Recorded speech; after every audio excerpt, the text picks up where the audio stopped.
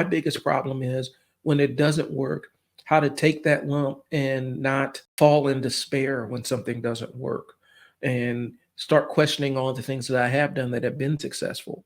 That's a challenge. And it's not necessarily defeated with success.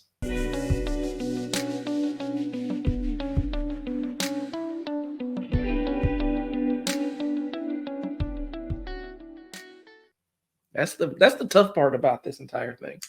It ain't. I have to take my glasses off. I'm getting too much light on them. It's not necessarily easy. Success doesn't always defeat imposter syndrome. It just doesn't. Sometimes the success happens and you are instantly besieged with a bunch of other doubts about how that success came to be and whether that you're further down the rabbit hole in terms of your imposterness, if that makes sense. Because of that success, you feel like it's a new thing. Like, I'm successful in this, and people know that I can do this, and so now they're going to start asking me to do it. And maybe somewhere along the line, I somebody's not pleased with my work. Now, I may have done this 170,000 times before, but this one person not being pleased with my work, I don't know how I'm going to deal with it. That's the challenge. Again, I talked about it on previous episodes. My negative critic is the most negative person I've ever met. They're the meanest person I've ever met. They say the nastiest things to me.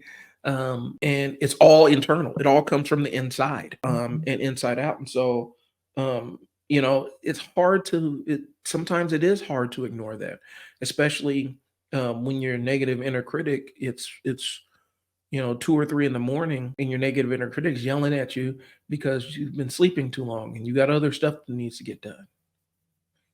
Or you've been working on multiple projects for your business and other businesses around the clock for the last 48 hours, and you decide to take a couple hours off.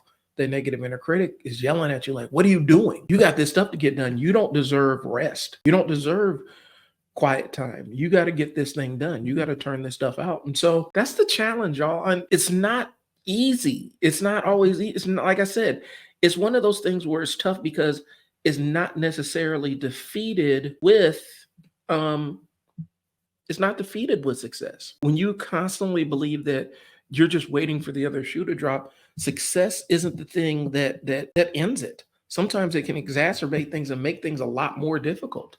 And you try your best, but having success can set you up for even more complex feelings of anxiety and stuff. And so, it's one thing to be aware of it, and it's another thing to address it, and it's another thing to learn how to function with it.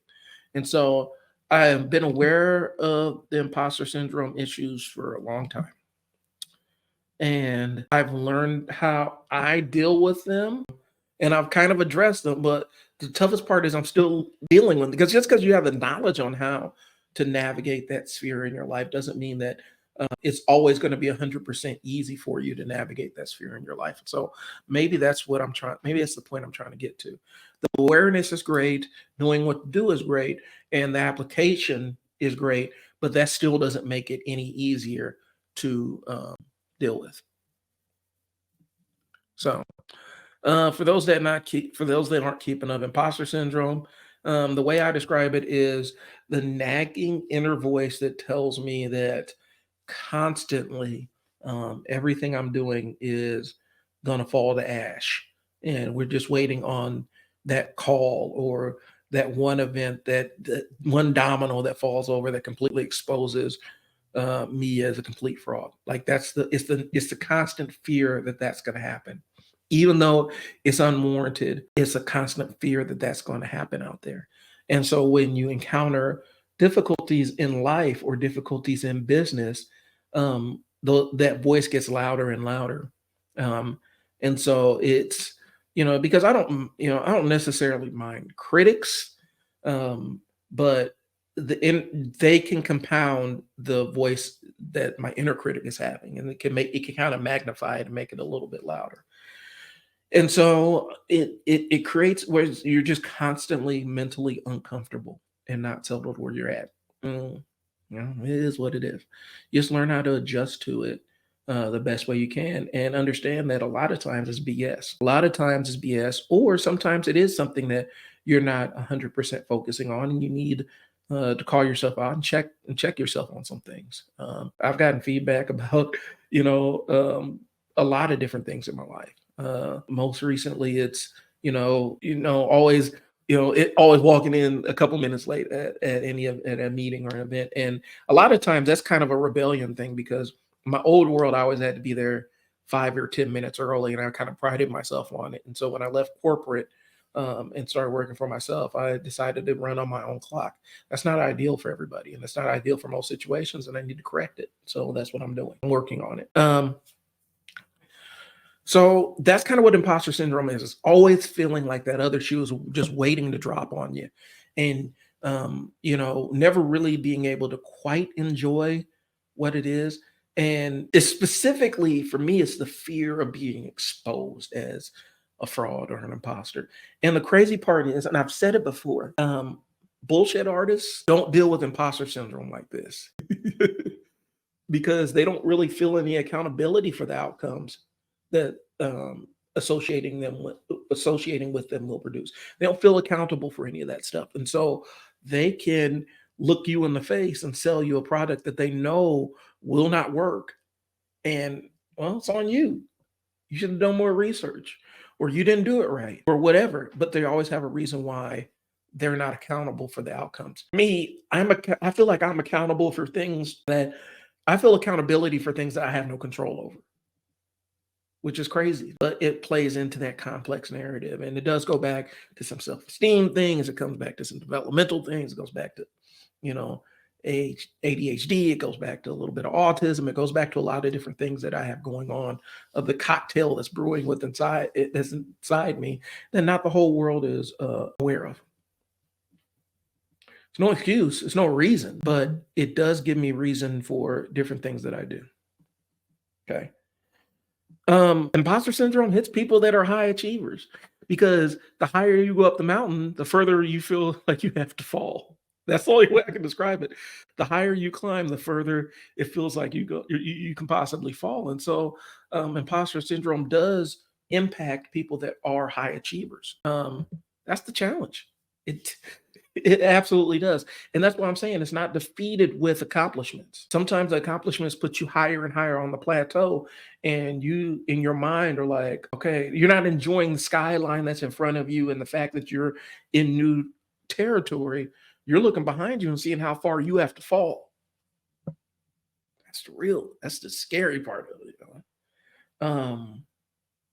It's not easy. And so high achievers really do get hit by it because when you are a high achiever, you're rubbing elbows with other high achievers. And so, I can imagine you're a millionaire sitting in a room with a bunch of multimillionaires, and your $1 million separates you from 90% of the population. But there's that 1% where you're still small potatoes to them. You're still small change to them, and so you're never going to be able to catch up to them. I know I've heard YouTubers discuss it too. Even as they build their channels bigger and bigger and bigger and bigger, there's always like a Mr. Beast out there with like 90 million subscribers or some crazy number like that they're never going to reach. Some number that you can't even conceptualize in your brain, in your human brain. You can't even wrap your mind around the numbers that he's doing. You always feel like you're in competition with that, and you're not, because you're still more successful than 80, 90, 99% of the other people that are doing the same thing you're doing, but you're constantly looking at that 1%. It's not easy. So that's the challenge. And I don't have clean answers on how to address this stuff, y'all. Only thing I do is tell you what I do. And for me, it's looking that imposter syndrome in the face. Sometimes it's looking myself in the mirror and addressing my inner critic and saying, you're full of shit. I'm going to go do it anyway. And I'm going to see what happens. That's how I address it. I wish I had a book of mantras that I could give you, book of chants or meditations or anything like that. I don't have it. Mine is tied to, okay, well, my inner critic saying, I'm not good enough to do this thing. So I need to go prove it wrong. And I need to keep proving it wrong every single time I try it, because one success isn't enough, because it'll still be like, well, you got it this one time, but next time it's going to screw up. And so you're constantly having to prove it wrong. And eventually it will relent, in my experience, at least. Sometimes they'll come back. It's that, when you're trying that extinction principle, sometimes you'll have an extinction burst. This is the old behavioralist stuff coming out. Sometimes you have an extinction burst, like when you were trying to stop doing a behavior. Sometimes, as a response, your brain and body will engage in that behavior hardcore to make it so that you can't add a new behavior to it. So if you're trying to stop biting your fingernails. Let's say you want to stop biting. You're making an effort to stop biting your fingernails, and you swear off of it. But then something stressful happens, and you're just down in the nubs. That's the extinction burst. Your body's trying to get back to what's regular for it. That regular part of it. And so it's not always easy. And sometimes, even with imposter syndrome, there's this weird, almost extinction burst kind of thing. Like, you thought that you had this part licked, you thought you had it accomplished, and you thought you had completely silenced it. All of a sudden, one thing goes wrong or something happens in the world, and now that inner critic is screaming at you, and you just got to be ready to deal with it. You got to know that inner critic is a liar. And what the inner critic is really trying to do is, at the end of the day, it's still self-preservation. It's trying to preserve you. It's trying to keep you from taking a risk that could damage you mentally or physically or whatever. It's trying to protect you. And in my mind, at least, and I could be wrong, in my mind, it's almost an overactive sense of self-protection. People in relationships, sometimes, if they've had struggles in interpersonal relationships, they will do things to self-sabotage good relationships. Where I'm not talking about just romantic, I'm talking about friends or family and stuff. If they've had issues with it, when they're forming new relationships with people, they will do little bits of self-sabotage because their inner voice is telling them they're not worthy of love or worthy of that stuff. And so it will try to bring back what's normal to them, which is struggled and failed relationships.